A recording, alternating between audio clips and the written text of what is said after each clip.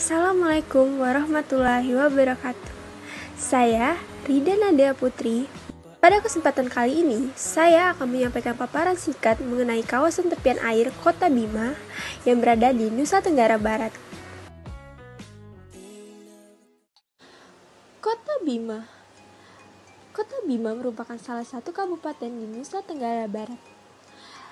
Kota Bima ini terletak di ujung timur Kepulauan Sumbawa. Bima juga terkenal dengan kota tepian airnya karena keadaan Kota Bima dikelilingi oleh teluk yang panjang. Dengan batas wilayah sebelah utara Kota Bima yaitu Kecamatan Ambalawi, Kabupaten Bima.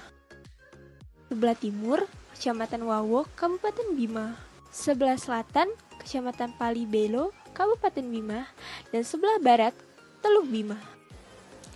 Luas wilayah Kota Bima sendiri sebesar 222,25 km persegi yang terbagi dalam 5 kecamatan yaitu Kecamatan Rasaraya Barat, Rasaraya Timur, Asakota, dan Kabupaten Bima sendiri berdiri pada tanggal 5 Juli 1640 Masehi. Ketika Sultan Abdul Qahir dinobatkan sebagai Sultan Bima pertama yang menjalankan pemerintahan berdasarkan syariat Islam. Nah, peristiwa ini kemudian ditetapkan sebagai hari jadi Kota Bima yang diperingati setiap tahunnya.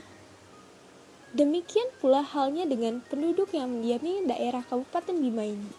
Mereka menyebut dirinya dengan Dowo Omboju. Sedangkan Doudongo yang mendiami kawasan pesisir pantai di samping penduduk asli, di sana juga terdapat penduduk pendatang yaitu berasal dari Sulawesi Selatan, Jawa, Madura, Kalimantan, dan Nusa Tenggara Timur, serta Maluku.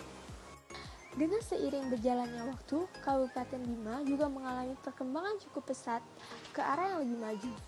Dengan adanya kewenangan otonomi yang luas dan bertanggung jawab yang diberikan oleh pemerintah pusat dalam bingkai otonomi daerah sebagaimana diamanatkan Undang-Undang Nomor 33 Tahun 2004. Hal ini membuat Kabupaten Bima telah memanfaatkan kewenangan itu dengan terus-menerus menggali potensi-potensi daerahnya, baik dari potensi sumber daya manusia maupun sumber daya alam. Nah, Kabupaten Bima terdiri dari 18 kecamatan dan 191 desa. Perkembangan Kota Bima ini menjadi kawasan tepian air yang lebih dikenal dengan Kota Waterfront City yang merupakan julukan dari Kota Bima atas prakarsa Wali Kota Bima yaitu H.M. Purais H. Abidin.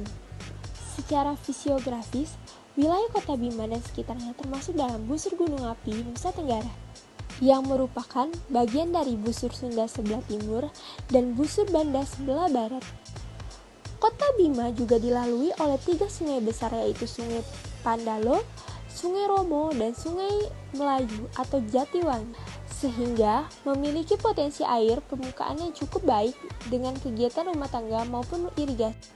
Nah, Kota Bima ini juga merupakan daerah yang menjunjung tinggi nilai-nilai budaya leluhur, nilai-nilai adat istiadat, dan budaya lokal. Hampir di semua masyarakat Kota Bima secara merata menjunjung tinggi nilai kebudayaan juga dengan nilai-nilai keagamaan. Salah satu spesifikasinya terdapat di Kelurahan Pananae. Hal ini terlihat dari kearifan budaya lokal yang masih dijaga serta beberapa tradisi saat ini masih memasukkan unsur agama. Berdasarkan sumber daya yang ada di Kota Bima ini, menjadikan mata pencarian masyarakat Kota Bima yaitu sebagai nelayan. Apalagi, potensi pariwisata Kota Bima ini menjadi peluang pengembangan dari berbagai aspek yang membuat Kota Bima semakin berkembang.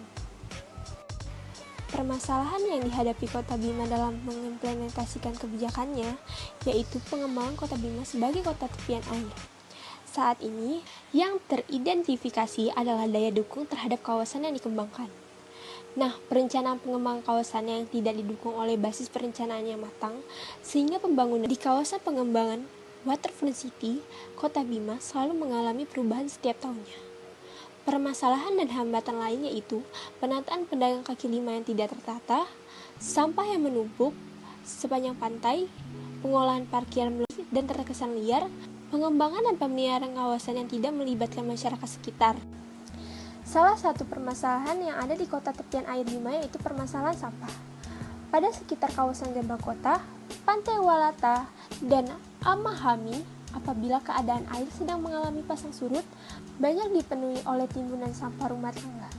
Hal ini juga dikarenakan budaya membuang sampah sembarangan oleh masyarakat dan pengunjung kawasan menyebabkan kondisi tepian laut agak tercemar oleh kotoran dan sampah yang berserakan di sepanjang pantai. Sedangkan apabila kondisi air laut mengalami pasang naik, kotoran dan sampah yang tadinya menimbun di pantai terbawa arus air pasang. Perlunya sebuah terobosan kebijakan yang mengatur tata kelola sampah di kawasan pengembangan ini agar menjadi bersih dan indah. Permasalahan selanjutnya di Kota Bima ini yaitu Kota Bima merupakan salah satu kota yang rawan bencana terhadap tsunami dengan kategori tinggi berdasarkan data BNPB. Dari permasalahan serta potensi yang telah dipaparkan, ada beberapa rekomendasi konsep perencanaan di kawasan tepian air Kota Bima ini. Dengan konsep penataan revitalisasi kawasan salah satunya. Pemilihan konsep ini juga melihat dari permasalahan serta potensi yang ada di Kota Bima yang menjadikan Kota Bima sebagai kota waterfront city. Konsep waterfront city Kota Bima ini sebagai pencegah banjir karena sistem kanalnya bisa ditata dari hulu sungai kota, sementara hilirnya dapat muara di laut.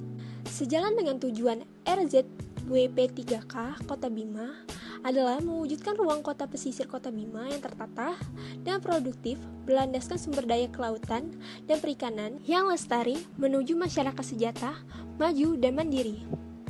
Hal ini dilakukan dengan perbaikan kondisi sarana prasarana di Kota Bima, serta menjadikan kota tepian air Bima menjadi konservasi agar zona aman terhadap bencana, seperti zona hutan mangrove yang mampu menghadapi perubahan cuaca, kenaikan muka air laut, tentunya juga dapat menjadi objek wisata yang bernilai ekonomis bagi masyarakat nelayan akan tumbuh ekosistem yang produktif.